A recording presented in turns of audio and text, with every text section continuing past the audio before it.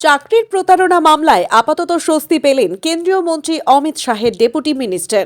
টাকার বিনিময়ে চাকরি দেওয়ার মামলায় স্থগিতাদেশ জারি করেছে হাইকোর্টের জলপাইগুড়ি সার্কিট বেঞ্চ। এর ফলে দুমাসের জন্য স্বস্তি পেলেন কেন্দ্রীয় স্বরাষ্ট্র প্রতিমন্ত্রী নিশীথ প্রামাণিক।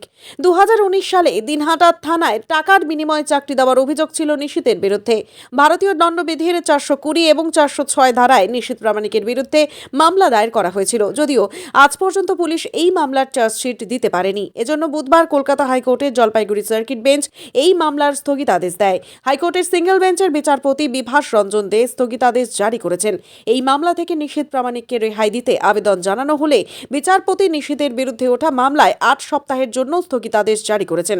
এর ফলে লোকসভা নির্বাচনের আগে আপাতত স্বস্তি পেলেন কেন্দ্রীয় মন্ত্রী নিশীথ প্রামাণিক। সালে নিশীথ প্রামাণিক যখন রুলিং ডিসপেন্সেশন থেকে রাইভাল ডিসপেন্সেশনে জয়েন করে, বিজেপিতে জয়েন করে, তখন ওনার এগেনস্টে series of cases state of West Bengal start করেছিল।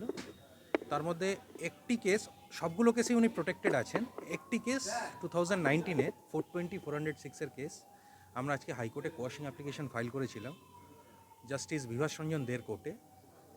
মেটেরিয়াল দেখে আমাদের সাবমিশন কনসিডার করে, যেহেতু চার্জশিট ফাইল হয়নি 2019 থেকে আজ অবধি 2024-এ আজকে আমরা আছি, চার্জশিট এখনও কেস পুলিশ ফাইল করতে পারেনি, সেই জন্য স্থগিতাদেশ দিয়ে দিলেন, স্টে দিয়ে দিলেন কেসটির উপর।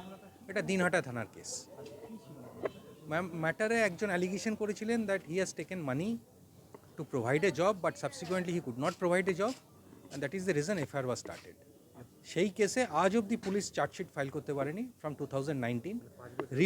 রিপিটেড অকেশনে ম্যাজিস্ট্রেট বলেছে why the investigating officer is not filing the chargesheet, no sufficient explanation was given by the investigating officer, and এগুলো কনসিডার করে আজকে জাস্টিস বিভাস রঞ্জন দে প্রসিডিংটাকে স্টে করে দিলেন। কত টাকা? 8 সপ্তাহের জন্য স্টে করে দিলেন।